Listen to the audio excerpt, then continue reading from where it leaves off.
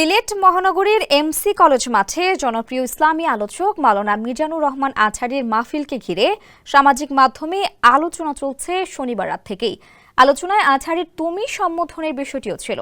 তিনি বেশ কয়েকবার তুমি বলে সম্বোধন করেছিলেন। শেষ মুহূর্তে বলেছিলেন, আমাকে 2 মিনিট সময় দাও, শেষ করে দিব। এতেও পরিস্থিতি স্বাভাবিক না হলে তিনি বলেন, সিলেট আজকে যা করলাম মনে থাকবে। আজহারের তুমি সম্বোধন নিয়ে অনেকেই সমালোচনা করেছেন।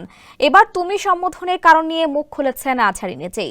সোমবার নিজের ভেরিফাইড ফেসবুক পেজে তিনি লিখেছেন, আমি মাহফিলগুলোতে সাধারণত শ্রোতাদেরকে আপনি বলে সম্বোধন করি। মাঝে মাঝে কিশোর ও তরুণ শ্রোতাদের তুমি বলে অ্যাড্রেস করি। কখনো ঢালাওভাবে তুমি সম্বোধন করি না। জেনেক্সে শিফট করো, লাইফকে লিফট করো।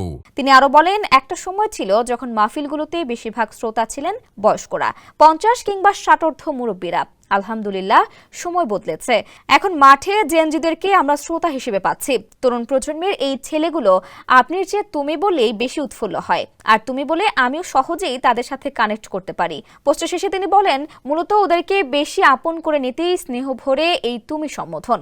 আপনি তুমির মিশেলে চলুক না আমাদের ভাবের এই আদান প্রদান।